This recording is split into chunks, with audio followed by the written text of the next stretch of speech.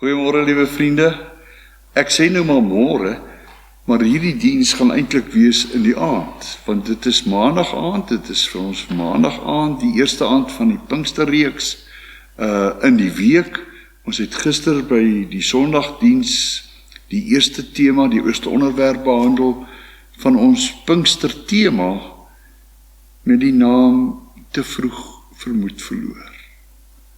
Want ons leef in 'n tyd met COVID en inperkings en ekonomie wat vir mense laat swaar kry. En daarom is daar baie wat op die grens staan van ernstige moed verloor raak. En daarom mag die Here gee dat in hierdie reeks, gister se tema van om totaal verdwaal te wees en nie te weet waarheen nie, we gaan nou vandag oor in daai hele situasie van beangstheid, van vrees, oor wat vorentoe. Ons gaan vanaand 'n bietjie daarna kyk. Mag jy ervaar dat Vader jou hart raak sien. Mag hy gee dat die woorde wat ek vanaand gebruik, woorde sal wees wat presies aanklank vind by dit wat jy in jou lewe ervaar en 'n behoefte aan het. Mag sy Gees vanaand hierdie boodskap gebruik om jou lewe nuut te maak, op die nuwe pad voort te help van iemand wees wat opgetel is en wat voortgaan. Ons wil dit doen in die naam van ons Vader. Ons wil dit doen in die naam van Jesus. Ons wil dit doen in die afhanklikheid van die Heilige Gees. En daarom genade vir jou. Mag jy ervaar hoe dat hy jou aanraak, hoe hy jou nuut wil maak en innerlik versterk, omdat Jesus in jou hart woon. Amen. My liewe vriend, kom ons sing 'n lied wat ons ken uit ons sangbundel, Wees stil en weet, ek is die Heer. Hierdie lied gaan rondom storms en die storms wat jy deurleef. Wees net stil en weet, ek is die Heer. Kom ons sing dit saam.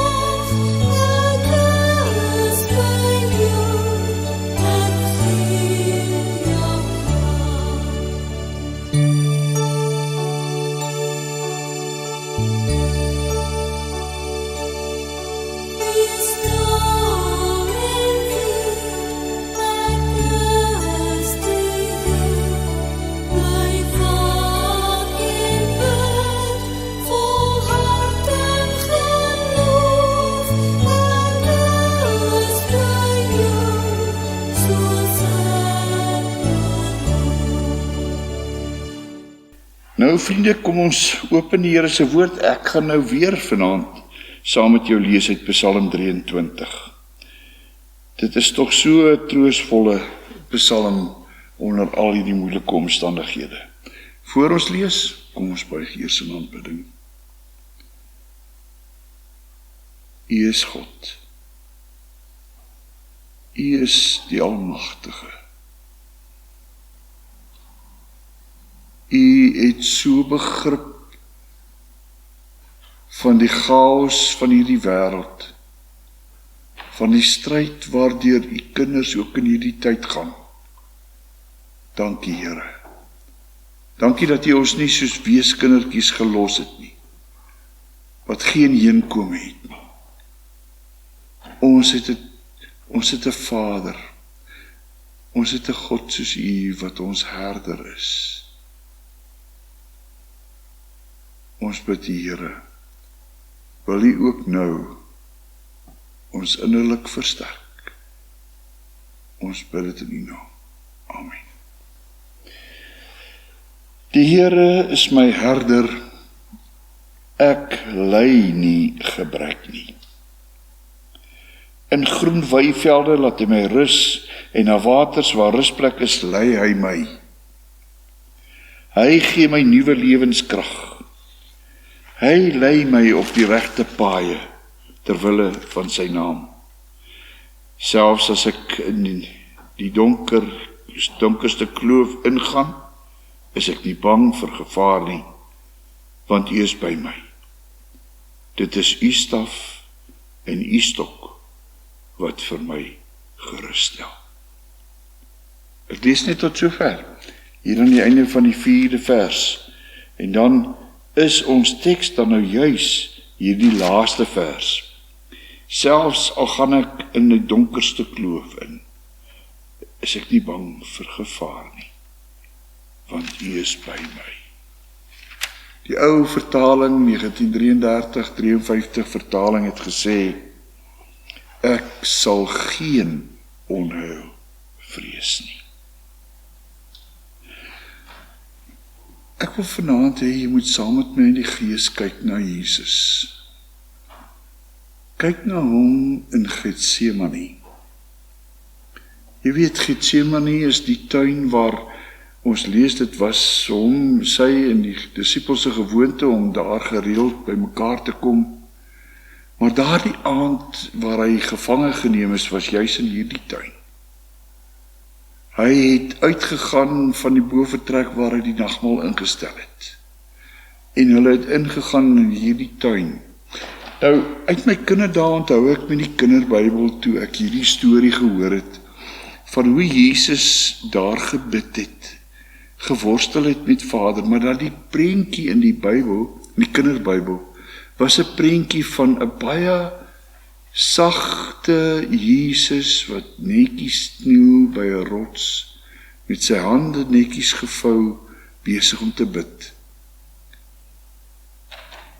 Maar liewe vriende, as ons die woord gaan lees, as ons gaan kyk na die prentjies wat Markus en Matteus en Lukas skets, van daardie geleentheid in Getsemane, dan sien ons iets anders.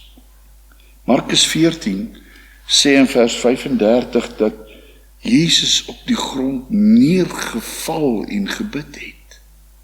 Dis nie sommer net 'n rustige kniel by die rots nie.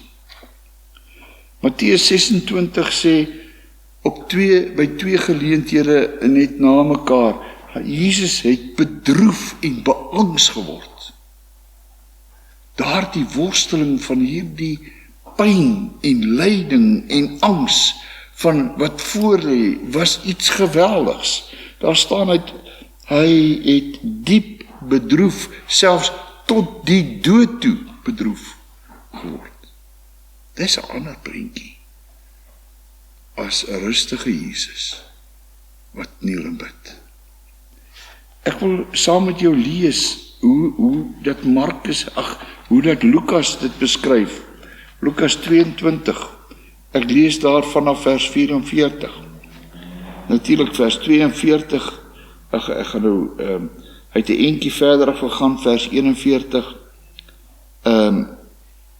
Gekniel en hy het gebid, Vader, as u wil, neem hierdie beker van my al weg. Laat nogtans nie my wil nie, maar u wil geskied. Daar het 'n engel uit die hemel aan hom verskyn en hom versterk. Hy is deur intense angs oorval en het nog ernstiger gebid. Sy sweet het soos druppels bloed op die grond geval. U sal met my saamstem dat die Jesus wat ons hier ontmoet, is 'n Jesus wat deur diep worsteling gaan. 'n Jesus wat vasgevang is in angs en vrees, as 'n mens dit so sou kon sê. 'n bedroefde Jesus, met 'n gesig vertrek van angs. Profeties lees ons in Jesaja hoe dat Jesus baie swaar gekry het. Jesaja 53, as ek dit gou vir jou net kan kry hier in ons ou vertaling. Jesaja 53, hy sê, hy was verag en deur mense verstoot, 'n man van lyding wat pyn geken het. Iemand vir wie die mense die gesig wegdraai. Dit was nie 'n aangename gesig om te sien hoe dat hy ly nie. Hy was verag. Ons het hom nie gereken nie. En tog het hy ons lyding op hom geneem en ons siektes het hy gedra, maar ons het hom beskou as een wat gestraf word, wat deur God geslaan en gepynig word. Jy sien, dis nie 'n mooi prentjie nie. En ek wil nou saam met jou vra, wat maak 'n mens met so 'n Jesus? Met hierdie Jesus wat so deur pyn en angs gaan. Wat maak 'n mens daarmee? Eenvoudig, liewe vriende. Jou wend jou tot hierdie Jesus wat ken, die omstandighede ken wat pyn en angs veroorsaak. Is dit vir jou heeltemal vreemd? Het jy nie ook al deur hierdie angstige tye gegaan, benoude, beangste tye, maar Jesus, so stikkend as wat hy was met hierdie vooruitsig van hierdie geweldige lyding aan die kruis, van sy smart, hy ken dit. Hy weet waardeur die mens gaan.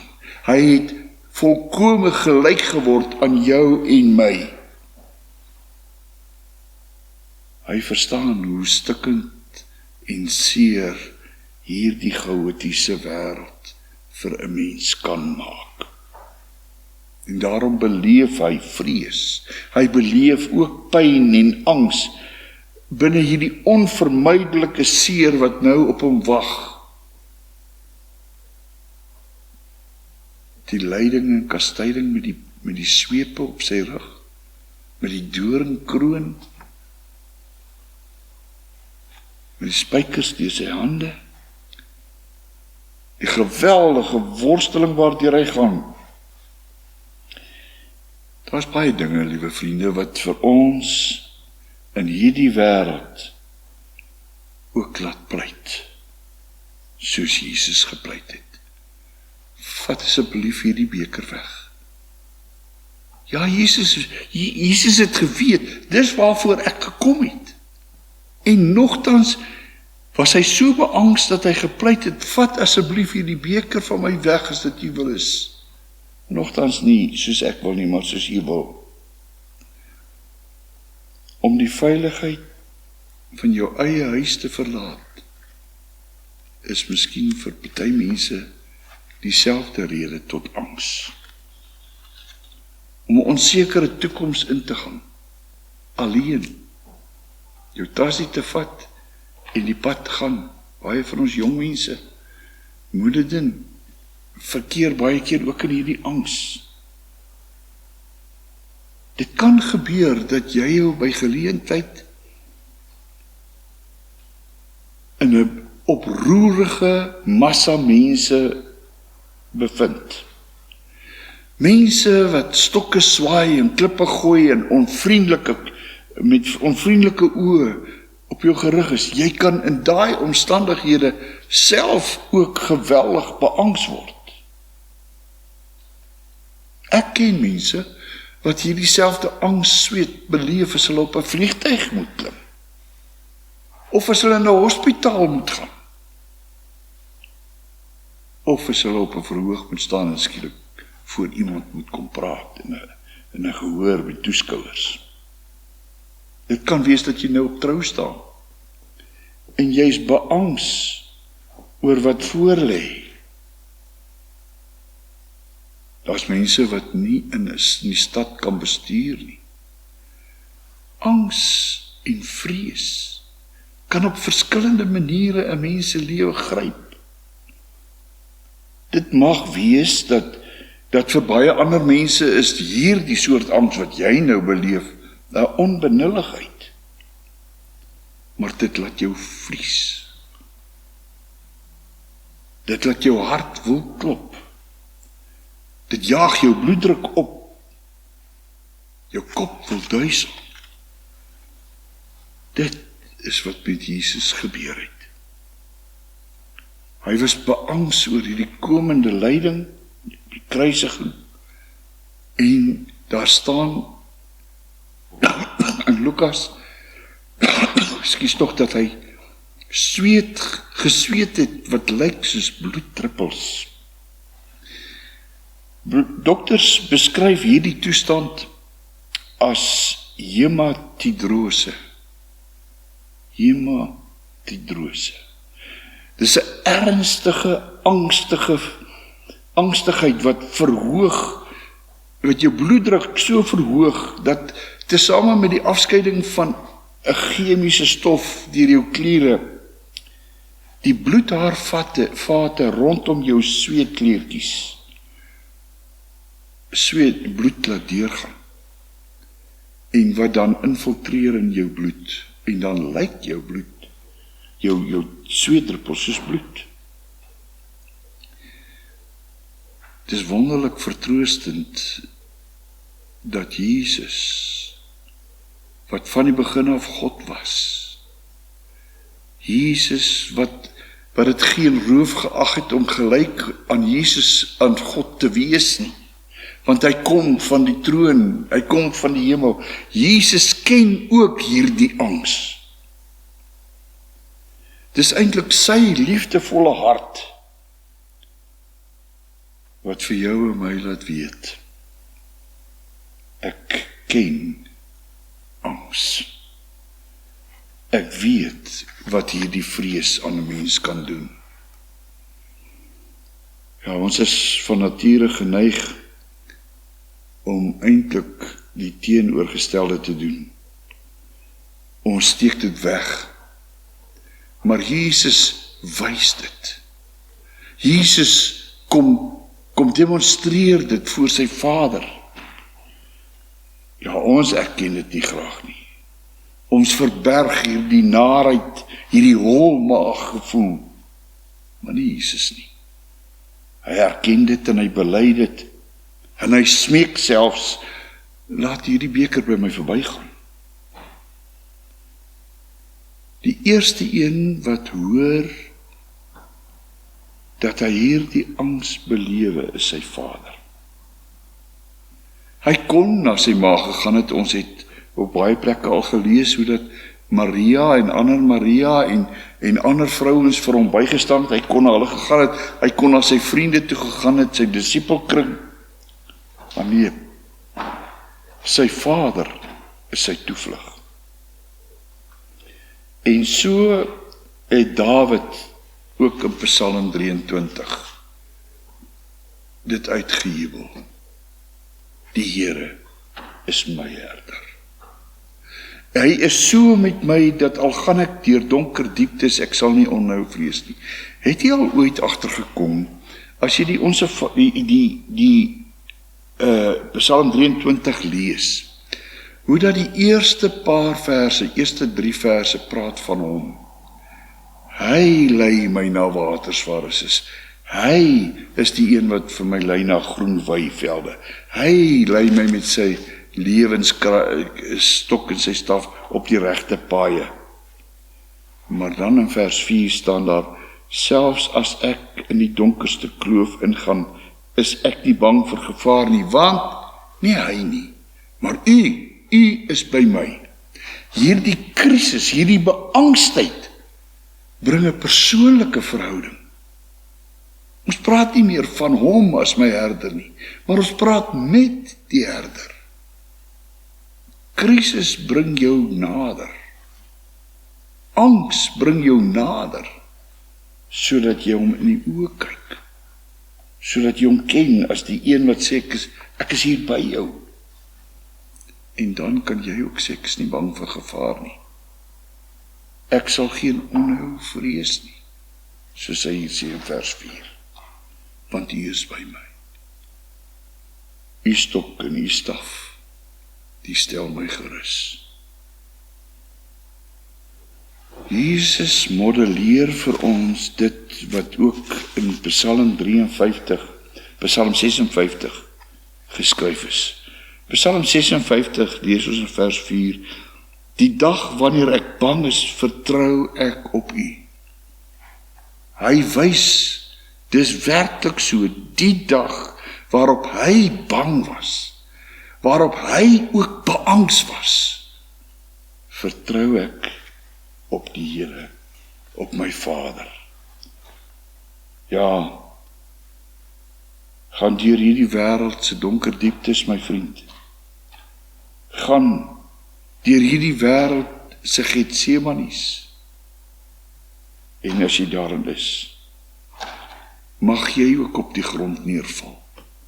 Mag jy ook met angs vervul word en uitroep, vat asseblief hierdie beker van my al weg. Ja, jy mag van loutere angs bloed sweet. Jy sal nie die eerste een wees wat so iets mee gebeur nie. Jesus het dit ook ervaar. Hy het daardeur gegaan. Maar my liewe vriend, as jy dan daardeur gaan, wees net so eerlik soos Jesus. Bepleit jou angs ook voor die Vader.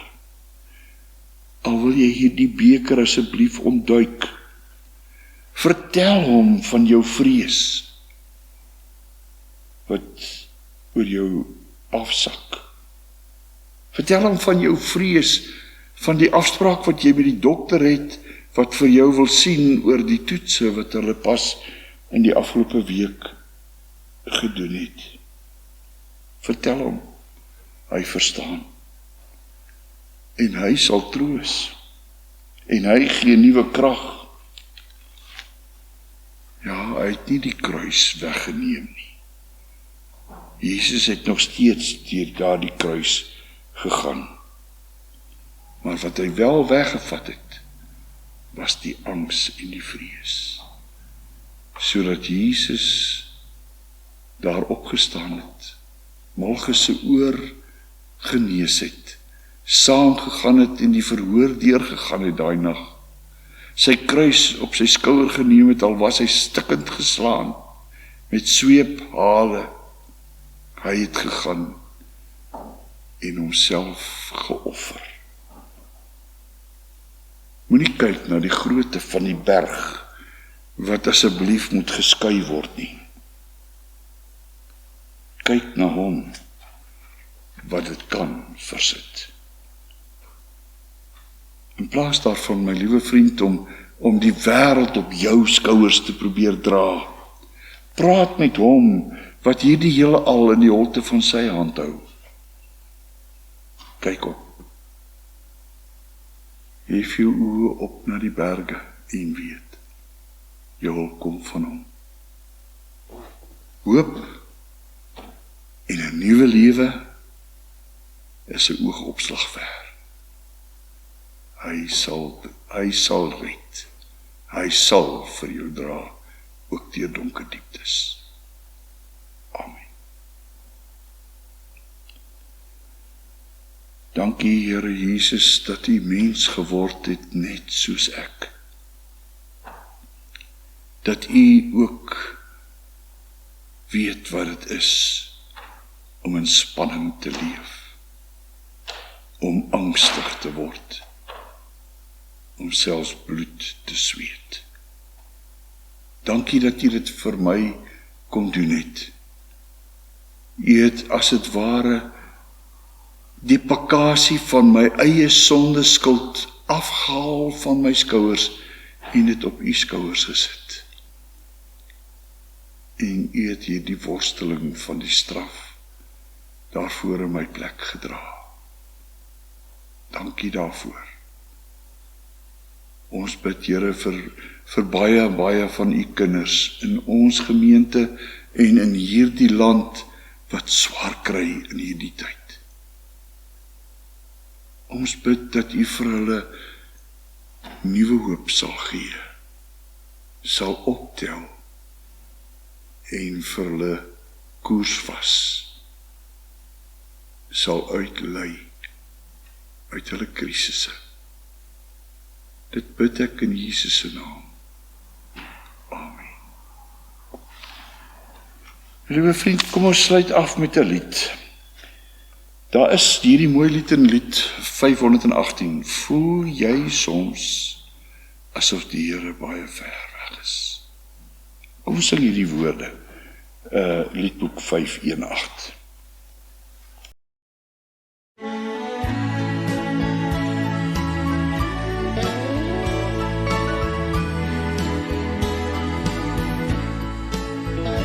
Voel jy soms of die Here te ver is?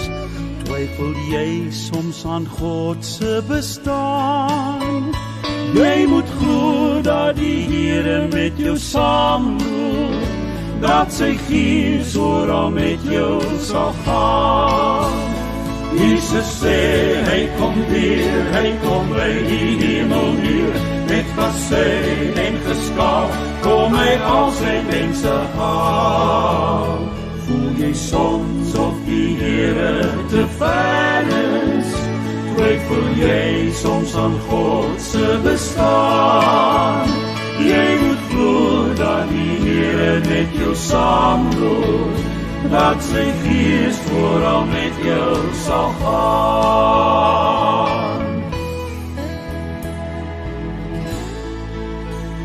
Deur sy woord weet ons Jesus gaan terugkeer na die wêreld met alles daarin.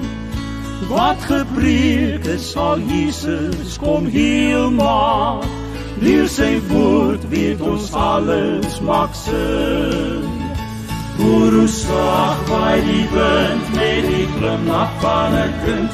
Maak jou los van die kwaad, dis jou Skepper wat praat. Voel jy soms of die Here te ver is? Twyfel jy soms aan God se bestaan? Jy moet glo dat die Here met jou saamloop, dat sy gees oral met jou sal gaan.